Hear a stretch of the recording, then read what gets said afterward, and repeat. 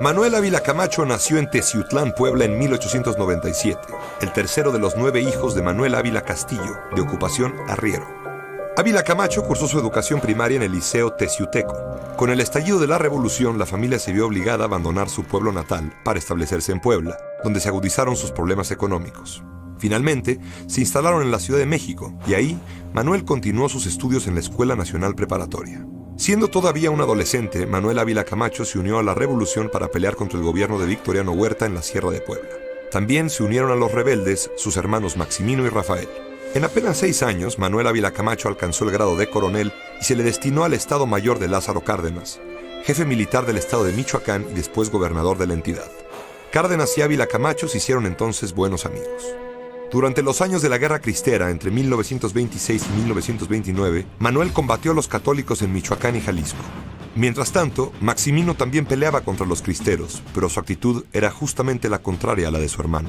Quemaba pueblos y pasaba por las armas a los rebeldes. Manuel Ávila Camacho alcanzó el grado de general de brigada después de combatir a los rebeldes escobaristas en 1929 bajo el mando de Lázaro Cárdenas. En 1932 fue designado jefe militar de Tabasco y durante el gobierno de Lázaro Cárdenas desempeñó el cargo de secretario de Guerra y Marina. Mientras tanto, su hermano Maximino se convirtió en gobernador de Puebla en 1937, donde ejerció el poder con su acostumbrada arrogancia y mano dura. Al acercarse a las elecciones presidenciales de 1940, se vislumbraron 2 posibles candidatos del PRM como posibles sucesores de Lázaro Cárdenas. El primero era Francisco J. Mújica, mentor de Cárdenas, hombre de izquierda, radical, y el segundo era el moderado y conciliador Manuel Ávila Camacho. Contra todo pronóstico, el presidente Cárdenas optó por Ávila Camacho, a pesar de su poca experiencia en el ámbito político. A Maximino no le cayó muy bien la designación de Manuel. Lo consideraba débil, fácilmente manipulable por Cárdenas y creía tener más derecho que él por ser su hermano mayor. Desde su campaña, Manuel Ávila Camacho comenzó a atenuar el radicalismo cardenista. Las elecciones, sin embargo, se celebraron con violencia hacia los numerosos seguidores del candidato opositor, Juan Andreu Almazán, y sin duda el aparato oficial recurrió al fraude. Declarado vencedor, Manuel Ávila Camacho llegó a la presidencia el 1 de diciembre de 1940. El nuevo presidente declaró que era creyente, lo que le valió la crítica de la izquierda y de intelectuales como Daniel Cosío Villegas. Quizás era cálculo político, pero tal vez cumplía sinceramente el último deseo de su madre, que él y sus hermanos no persiguieran a la iglesia. En su gabinete coexistieron diversas facciones, tanto cardenistas como revolucionarias y Ávila camachistas. Con rapidez se ocupó de conciliar entre los bandos y tranquilizar al país de cara a un conflicto mayor, la Segunda Guerra Mundial. El 13 y 14 de mayo de 1942, submarinos alemanes hundieron a los buques petroleros mexicanos Potrero del Llano y Faja de Oro. 8 días después, México declaró la guerra a las potencias del Eje. Apelando a la unidad nacional en estas circunstancias, Ávila Camacho reunió ante la multitud en el balcón de Palacio Nacional a todos los expresidentes vivos. La política económica de Ávila Camacho, acorde con la de los países aliados, aportó materias primas para la producción de materiales de guerra y recibió a cambio maquinaria, tecnología y créditos. En ello se fincó la industrialización del país. También con motivo de la guerra logró establecer un pacto con los obreros, que se alejaron de huelgas y manifestaciones. Durante los años de su gobierno floreció la industria cinematográfica mexicana, que vivió su época de oro. En su sexenio se fundó el Instituto Mexicano del Seguro Social, el Hospital de Cardiología, el Hospital Infantil y el Fondo de Cultura Económica. La red carretera se amplió, lo mismo que las redes de correos y telégrafos. En cuanto a la política agraria, aunque se siguieron fraccionando latifundios, no fueron tantos ni tan extensos como los de la época cardenista. Buena razón para ello era la crisis que enfrentaban muchos de los ejidos creados por su predecesor. Cuando se acercaban las siguientes elecciones presidenciales, Maximino Ávila Camacho, secretario de Comunicaciones y Obras Públicas, creyó que había llegado su momento. Al darse cuenta, sin embargo, de que Miguel Alemán Valdés le estaba ganando la carrera, lo llamó fascineroso en un banquete y amenazó con asesinar. Pero no pudo hacer nada. En circunstancias que siempre parecieron sospechosas, quizá envenenado, Maximino murió en febrero de 1945. Manuel Ávila Camacho entregó la presidencia a Miguel Alemán en 1946. Se retiró de la vida política y, acompañado de su esposa, llevó una intensa vida social, cuyo centro era su rancho La Herradura. Falleció en octubre de 1955. Cuando el IMSS nació, estábamos en plena Segunda Guerra Mundial. Habían pasado 8 meses desde que el presidente Ávila Camacho hiciera la declaratoria contra los países del eje.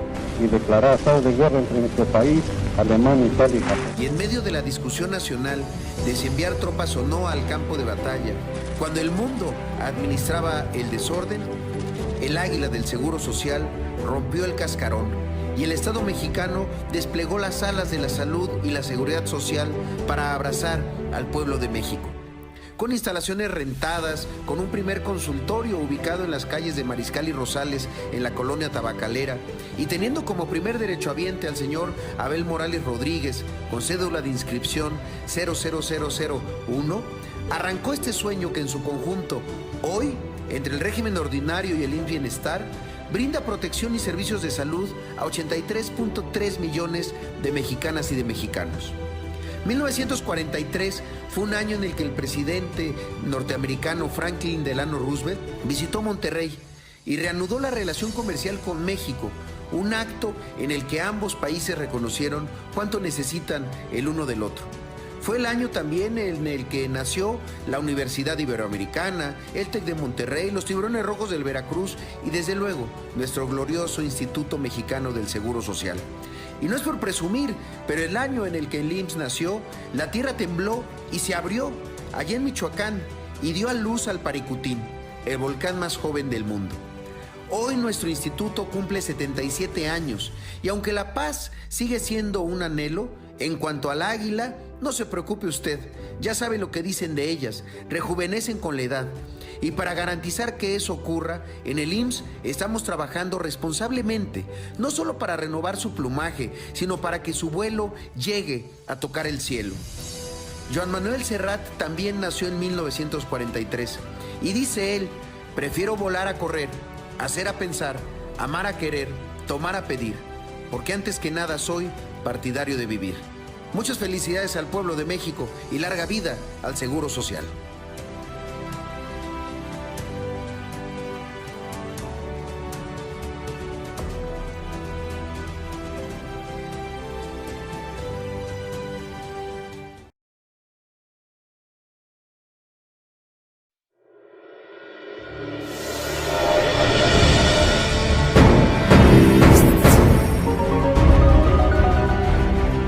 Hoy, en el Sindicato Nacional de Trabajadores de la Educación, celebramos 7 décadas de trabajar por la defensa de la escuela pública de calidad y en favor de los protagonistas de la vida educativa en nuestro país, los maestros de México. Esta es nuestra historia. 70 años de lucha, 70 años de unidad, orgullo y compromiso. 1940 a 1950. En el Palacio de Bellas Artes se realiza el Congreso Constituyente del Sindicato Nacional de Trabajadores de la Educación. Ahí se decide que su lema sea por la educación al servicio del pueblo. El Tribunal Federal de Conciliación y Arbitraje aprueba el registro definitivo del CENTE. Se funda el Instituto Federal de Capacitación del Magisterio, con el propósito de regularizar a 18,000 maestros. Se publica en el Diario Oficial de la Federación el texto reformado del artículo 3º constitucional que suprime la educación socialista. Durante el tercer Consejo Nacional Ordinario, se aprueba el segundo estatuto del CENTE, en el que se amplía el ejercicio de los comités ejecutivos seccionales de 1 a 2 años. Se expide el reglamento de las condiciones generales de trabajo del personal de la Secretaría de Educación Pública.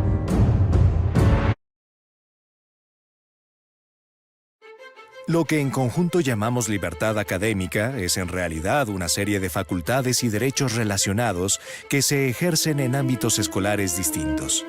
En la educación básica o en la superior, en el sistema educativo público o en el privado. En ella están comprendidas, entre otras, la libertad de enseñanza, la libertad de cátedra, la libertad de investigación y la autonomía universitaria. Cada una se conquistó de maneras y en momentos muy distintos de nuestra historia, desde la independencia hasta mediados del siglo XX. La lucha por preservarlas llega incluso hasta nuestros días.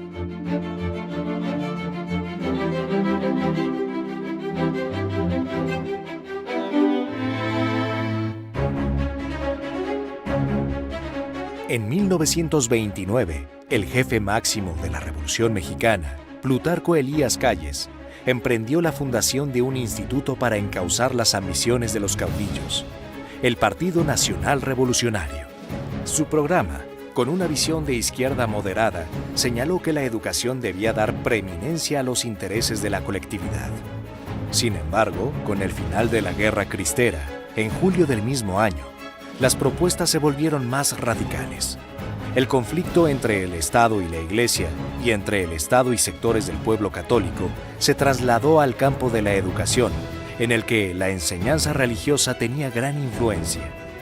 A mediados de 1934, en la ciudad de Guadalajara, Plutarco Elías Calles expuso las intenciones que el adoctrinamiento socialista tendría para los fines de la revolución. Lo acompañaba el presidente electo Lázaro Cárdenas. Debemos entrar y apoderarnos de las conciencias de la niñez, de las conciencias de la juventud, porque son y deben pertenecer a la revolución. Una comisión del PNR se encargó de redactar la reforma al artículo 3 constitucional de acuerdo con tales lineamientos. En su exposición de motivos, se explicaba que la orientación al socialismo pretendía dar término a la anarquía ideológica como resultado de la enseñanza laica. Al cabo de 60 años, resonaba en esas palabras el mismo espíritu de Gavino Barreda cuando defendió el positivismo como doctrina única de la Escuela Nacional Preparatoria. La reforma fue aprobada en octubre de 1934. No solo establecía la educación socialista, sino prácticamente el monopolio educativo por parte del Estado al obligar a los planteles particulares a ajustarse también a esa ideología. La reforma cambió poco de la realidad concreta de la educación y sus contenidos, pero la demagogia oficialista invadió las aulas. Se las abasteció de nuevos libros de texto, folletos y traducciones de autores soviéticos. Se incorporaron cantos proletarios y campesinos. Se hablaba de sindicatos, huelgas, explotadores, guerras imperialistas y lucha de clases. La disidencia magisterial condenaba al cese. En Durango, Colima y Puebla, las profesoras que no asistieron a las manifestaciones a favor de la educación socialista perdieron su empleo. Algunos maestros socialistas, entusiasmados con la desfanatización, llegaron a excesos. En Tepic, incitaron a los campesinos a ahorcar a los curas. Otros docentes derribaron cruces, quemaron imágenes de santos y robaron las alcancías de las iglesias para mejorar las escuelas. En Manzanillo, un grupo de niños subió a un barco ruso, donde rindió honores a la bandera soviética mientras sonaba la Internacional. En varias escuelas, este himno obrero se entonaba en las ceremonias en lugar del himno nacional. La educación socialista tuvo como mayor oposición, callada o activamente, a los católicos, la inmensa mayoría nacional. En las ciudades, las escuelas particulares continuaron impartiendo secretamente instrucción religiosa, con riesgo de ser clausuradas. En el campo, donde las heridas de la cristiada estaban más frescas, no fueron pocos los maestros socialistas desorejados, y cerca de un centenar fueron asesinados. Hacia 1938, la tensión entre el gobierno y los creyentes comenzó a aminorar. La expropiación petrolera abrió una oportunidad de reconciliación que el arzobispo Luis María Martínez aprovechó, exhortando a sus fieles a cumplir con su deber como ciudadanos. Ante el peligro de una intervención extranjera y a la amenaza de una guerra mundial que ya se percibía en el horizonte, el radicalismo socialista perdió empuje, al tiempo que se fortalecía la idea de la unidad nacional.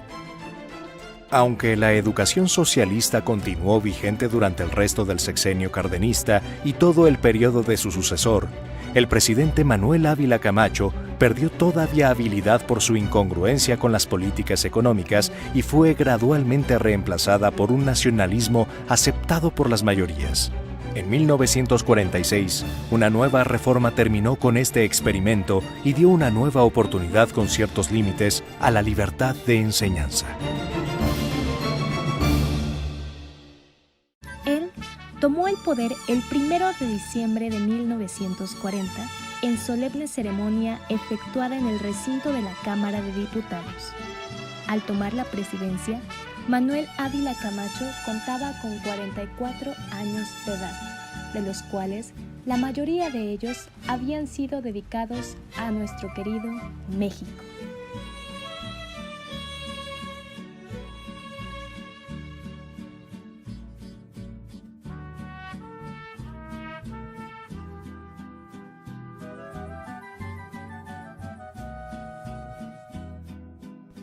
El gobierno de Manuel Ávila Camacho se dio en el periodo histórico comprendido entre 1940 y 1946, es decir, en plena Segunda Guerra Mundial. México debía tomar acciones rápidas en varios sentidos, pero en el político era necesaria una postura favorable a la del vecino del norte. La deuda externa ya ahorcaba al gobierno mexicano en ese entonces y se esperaba que si se apoyaba a la nación de las barras y las estrellas, hubiera una reducción significativa de la misma. Ávila Camacho asume la presidencia de México ante la duda de la ciudadanía de si su ascenso fue legítimo. No era el sucesor natural de Lázaro Cárdenas y eso se veía reflejado en la opinión pública. Contra lo anterior y con la necesidad de dejar atrás las confrontaciones, el presidente Ávila llama a una unidad nacional, contraria a la política de choque de su antecesor. Esta permitiría a México un desarrollo paulatino que se vería reflejado también en los sexenios posteriores. El día 15 de septiembre de 1942, el presidente convoca la Asamblea de Acercamiento Nacional, en donde invita a todos los presidentes de México con vida como una manera de demostrar al pueblo el camino de la unidad nacional, además de reafirmar su poder institucional. El 23 de febrero de 1943 se crea la Confederación Nacional de Organizaciones Populares, o CNOP. La CNOP es la rama popular, social, del pueblo, del partido gobernante. Una vez más, el objetivo es la unidad nacional, que los problemas populares sean tratados de manera institucional y no por la vía de la agresión o en un mal tono entre sindicatos, etc. Como nueva medida para favorecer la unidad nacional y desintegrar los conflictos de obreros y sindicatos en diferentes áreas, el presidente promulga regulaciones en contra del derecho de huelga, limitándolo.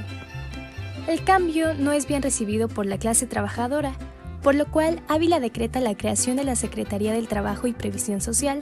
Además, funda el Instituto Mexicano del Seguro Social, o, por sus siglas, IMSS. En 1943, después de las elecciones para el legislativo, un nuevo fraude electoral quita legitimidad a la cúpula gobernante. El PRM era un partido destinado a perecer tan solo 5 años después de su creación. Ávila Camacho intenta dar un golpe de efecto y crea la nueva Ley Federal Electoral, en la cual se busca regular y controlar la existencia de diferentes partidos políticos. Finalmente, el 18 de enero de 1946, se necesita un cambio en el partido que permita la entrada del sucesor de Manuel Ávila Camacho, es decir, Miguel Alemán.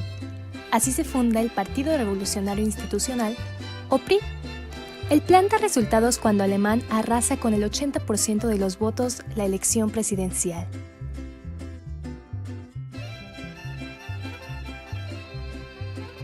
El sexenio de Manuel Ávila Camacho se desenvolvió en un país dividido entre ejidatarios y campesinos sin tierras, pero, además, estaba la disputa entre obreros sindicalizados corporativizados y trabajadores no sindicalizados.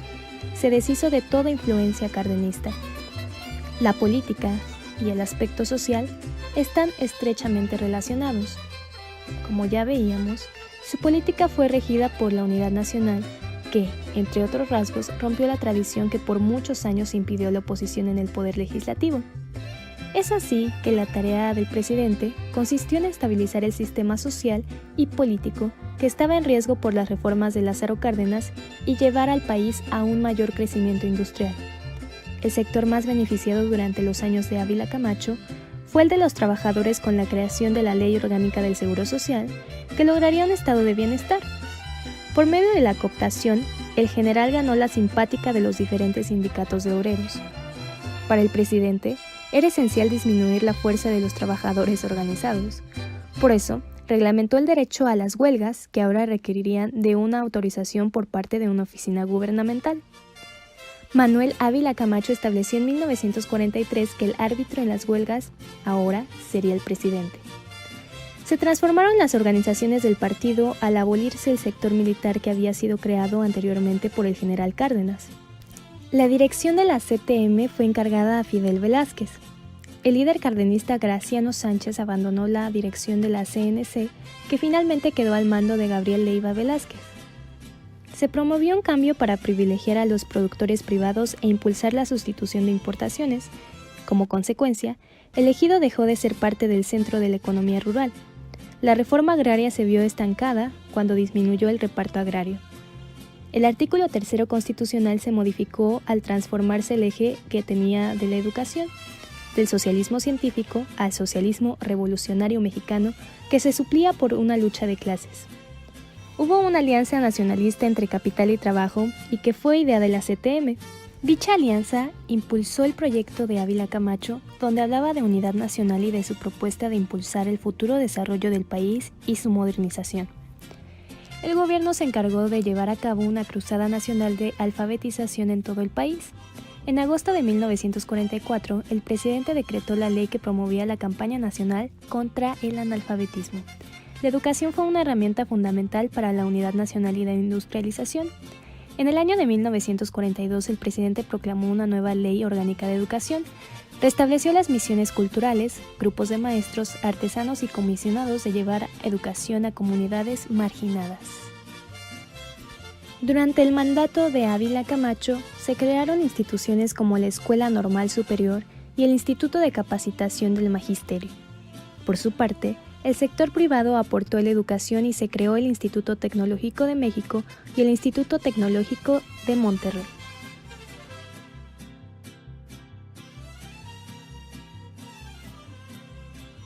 El gobierno avilacamachista destacó debido a su aportación de materias primas, agrícolas y minerales para la producción de materiales de guerra. A cambio, recibió maquinaria, herramientas, capitales y créditos que impulsaron a la industria, la agricultura y la minería. De esta manera, el modelo económico capitalista favoreció a la burguesía, que se convirtió en una clase poderosa y rica. De igual manera, fue relevante la aplicación que se le dio al modelo de sustitución interna. En el sector agropecuario, Ávila Camacho se concentró en favorecer y fomentar a la propiedad privada, ya que era más productiva que el ejido y respondía a las necesidades exactas de incrementar la producción agropecuaria y satisfacer al mercado externo. Esta política se manifestó en el segundo plan sexenal.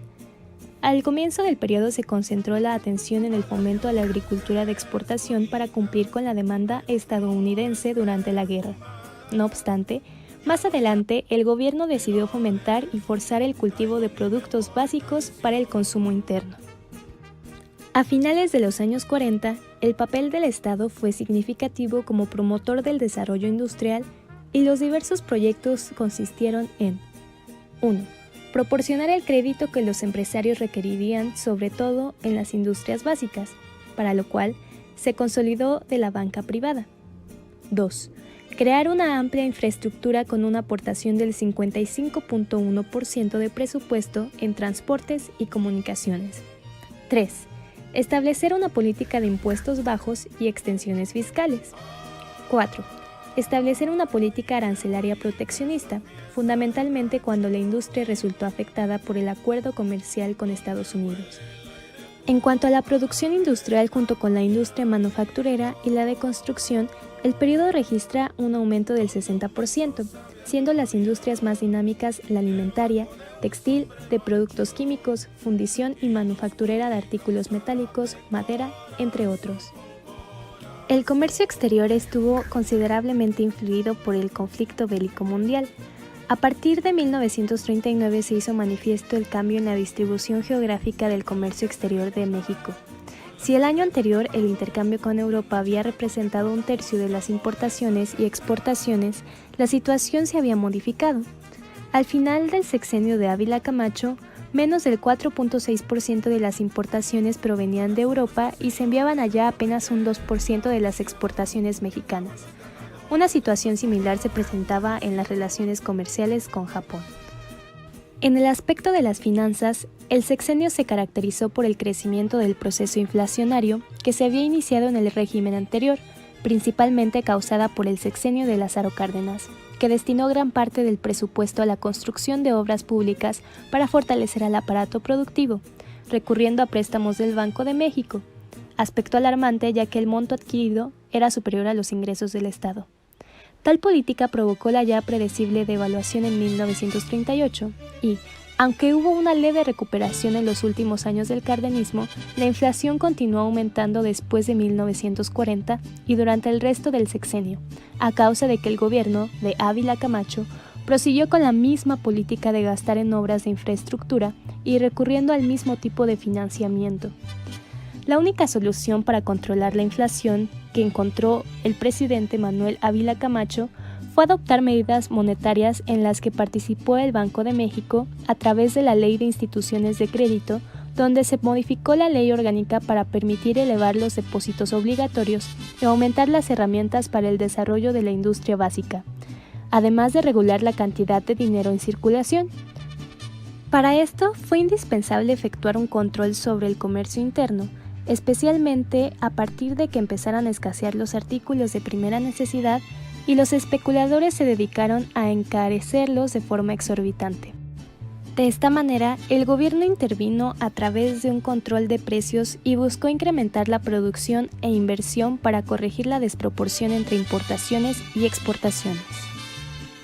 De acuerdo al análisis crítico elaborado por Economía 6D en Variables Económicas, explican que durante el sexenio de Manuel Ávila Camacho, el 44.3% de los gastos totales del Estado fueron para el aparato administrativo y el 39.2% para el fomento de actividades económicas, y solo el 16.5% fue para gastos sociales como educación, salud y transporte público.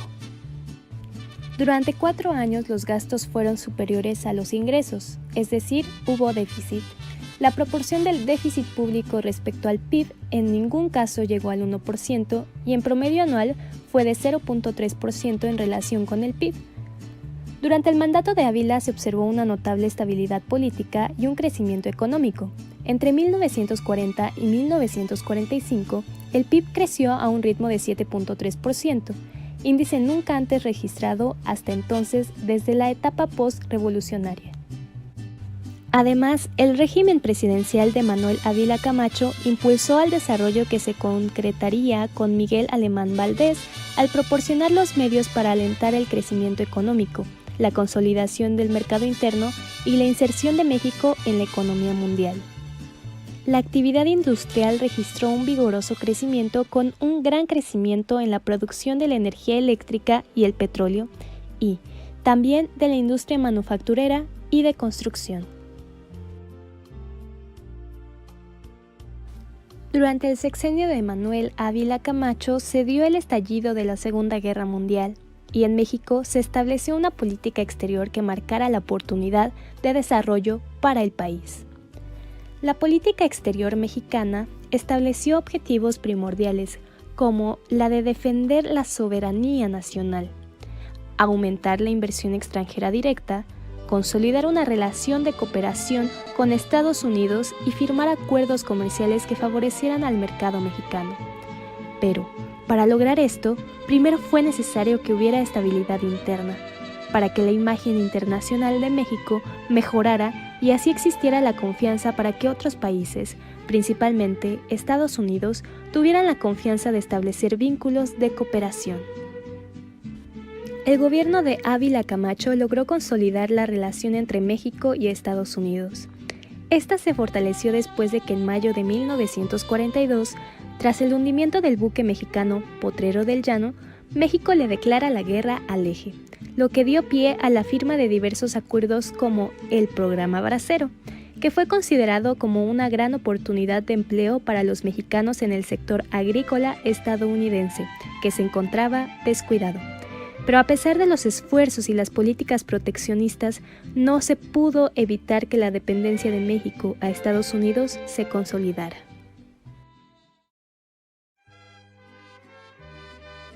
En conclusión, Manuel Ávila Camacho, presidente de la República de 1940 a 1946, fue el último presidente de formación militar del México moderno.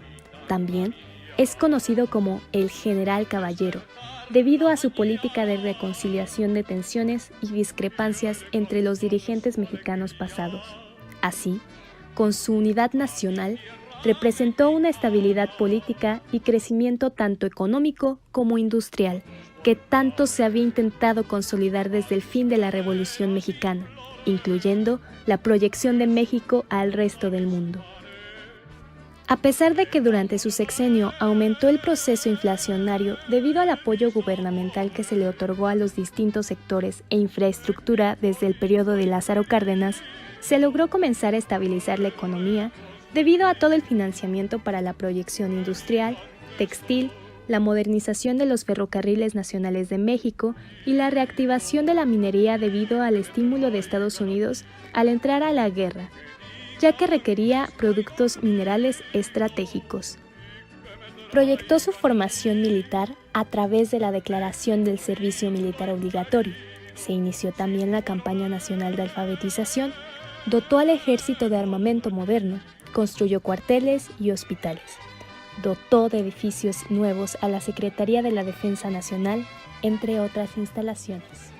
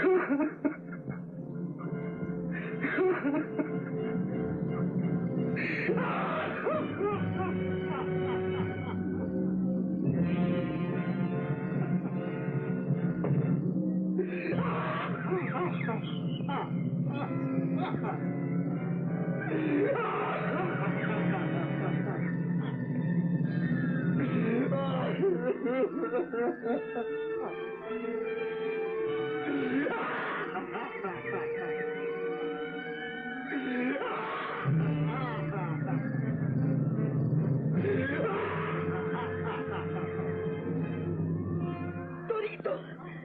¡Pepe! ¡Cálmate, Celia! ¡Esto te puede costar la vida! ¡Estás muy delicada! ¡No pongas en peligro la vida de tu hijo! ¡Que van a hacer! ¡Suéltate, Celia! ¡No lo oyes, Celia! ¡Torito! ¡Estás sufriendo!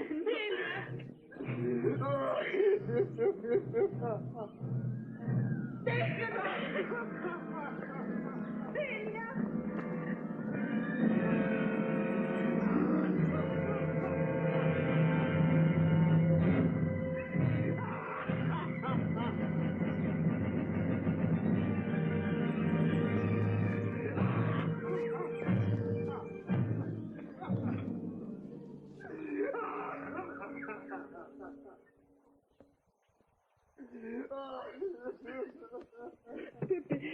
Pepe, Torito, ábreme, soy yo. Ábreme, por favor. Quiero ver a mi hijito. Quiero tenerlo por última vez en mis brazos. Quiero besarlo. Torito, déjame entrar. Ya no sufras. Óyeme, óyeme. Ya no puedo más, Pepe. Yo también sufro. Me estoy muriendo, Torito. No quiero perderlos a los dos. ¿Qué me queda? Déjame entrar para morirme contigo, pero no me dejes sola.